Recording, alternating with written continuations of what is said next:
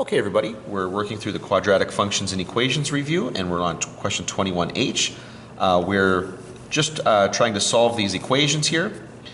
Now, I'm going to bring everything over. This is a quadratic, obviously. I'm going to bring everything over to the left-hand side here so that it's equal to 0. And I'm going to do it to the left-hand side here because I want my quadratic term to be positive.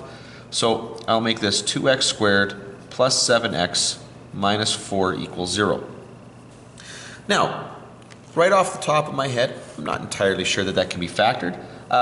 So let's double check this. Let's just check to see that it could be factored. And I do that by checking the discriminant. So I'm going to check b squared minus 4ac and see what that equals. Now b squared is going to be 49. Okay, that's 7.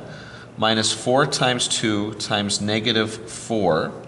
Let's just see what we get here. So I'm just going to go to the calculator here. So 49 minus 4 times 2 times negative 4. And I'm getting 81 as a result. Now because I'm getting 81, because it's a perfect square, I know that this is actually factorable. So I'm going to come over here. We're going to take a look at this process here. We've got 2x squared plus 7x minus 4 equals 0. So what I'm looking for here are two numbers whose product is negative 8x squared and whose sum is positive 7x squared. Now that shouldn't take long to realize that's got to be 8x squared, 8x and negative 1x or negative x. But remember that these two here are not necessarily factors in the binomial here that I set up.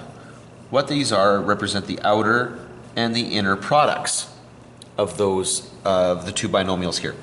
This first term here has to be a factor of 2x squared and 8x, and the largest that could possibly be would be 2x.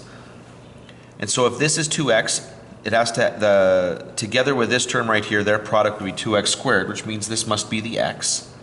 2x times something is 8x. Well, the x is there, so 2 times 4 gets me 8x.